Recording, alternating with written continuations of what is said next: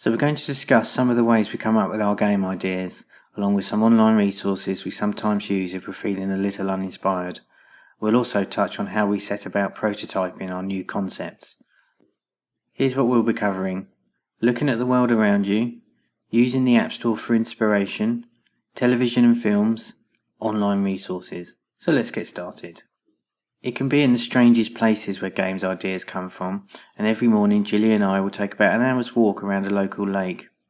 Although we generally talk about the schedule for that day, many game ideas have come from simply taking ourselves out of the office and getting out and about. You'll be surprised at how much you can absorb just by being in a different environment. Here's an example of what I mean by this. One of our games was conceived whilst travelling.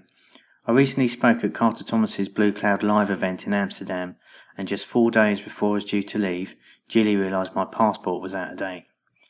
So as I made my way to the emergency passport office, I arrived at Westminster in London by train. The architecture in the underground tube station was just incredible and immediately caught my eye. As I stood taking in this unfamiliar location, my mind suddenly wandered into game mode. I was getting my fair share of strange and funny looks, but I didn't care. As a game designer, training your brain to see opportunities in the world around you can be highly beneficial. Looking at all the pipe structures, the steelwork and cubby holes, I could imagine running across these, maybe dodging bullets, jumping obstacles and leaping from escalators. Of course, this was just the seed of an idea, but an idea nonetheless. There are literally dozens of these moments that happen every single day if you choose to identify them.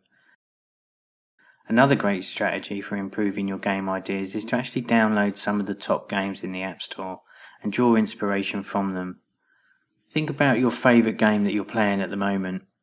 Have you ever tried turning the screen on its side? For instance, if it's a landscape game, try turning it into portrait. Just seeing the mechanics in a different way can be enough to spawn something new.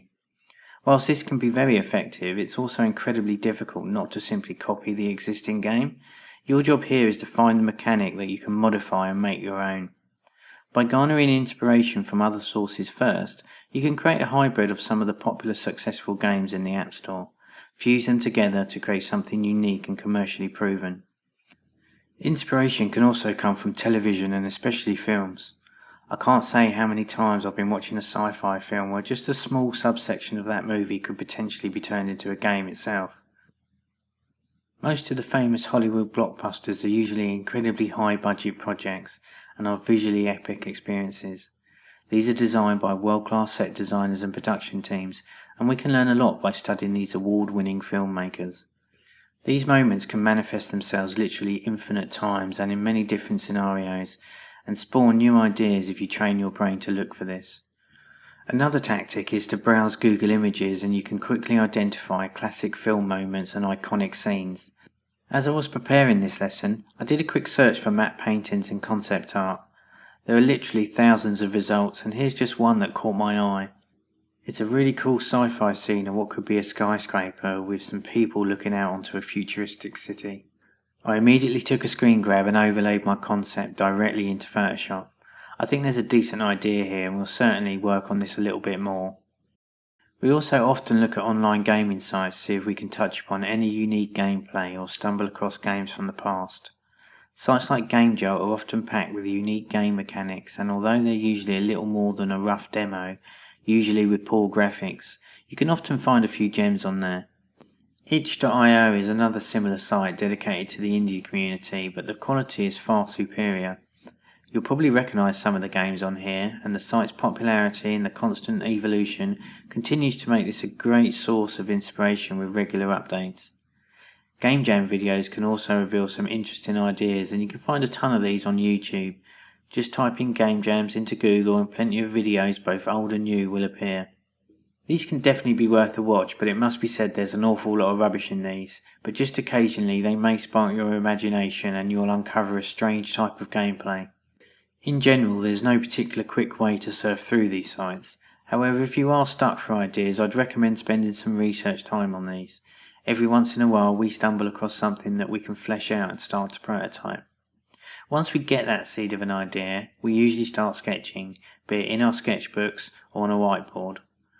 Our sketchbooks can also be an awesome resource when ideas are a little thin on the ground. Browsing old sketches with fresh eyes, or even sometimes looking at rough drawings and scribbles upside down or back to front, can be enough to ignite an idea. One of the other successful ways for us, however, is to dive straight into BuildBox with maybe just that small idea that we've been thinking on. Many times whilst trying to create a particular function for a game, or by making a character move in a certain way, we'll do something by mistake, and this can create one of those lucky, happy accidents and take our project in a completely different direction. By having such a fluid and organic development process, prototyping based on our existing games can be a great way to form ideas. Much like writer's block is a well-known phrase in the world of authors, in terms of game development we refer to this as blank screen syndrome. Of course, we still have our days like everyone else, but by using a combination of the techniques we've discussed, we now have for the most part eliminated this blank screen syndrome. So we've gone through some of the ways that we get our ideas, and how by looking at the world around you, you can draw ideas from your environment. Using the App Store for inspiration by simply playing successful games and thinking about how you can tweak and twist the gameplay, you can create something fresh and new. By watching television and films, and especially in the science fiction and fantasy genres, these can be a huge resource to draw upon, and once you see through your game maker's eyes, there's opportunities to be had here. Online resources such as Game Jolt, Itch and Game Jam videos can contain weird and wonderful new mechanics which can be the foundation and starting blocks of your new game. If you ever find yourself truly stuck and nothing seems to be happening, get yourself out and about, go watch a film or even take a shower. Usually some of our best game ideas have come when we're not consciously thinking about games at all. Action points. Get out in the world. Go for an hour's walk in an unfamiliar place, preferably a nature spot of some description. Be really present in the environment and look out for any shapes, patterns or movement around you. Some examples could be a reflection in the water or the way the light hits an object. It could be a shape in the trees or the clouds, or just like when I was travelling and noticed the architecture around me. Be sure to keep your phone handy to capture a picture, or ideally a notepad to record a quick sketch. It doesn't matter how badly drawn these are, but by physically writing these down or jotting down sketches, it really starts to build your little treasure book of ideas. Watch a fantasy or science fiction film, and if you have a favourite one, then load that up and watch it through your new game maker's eyes.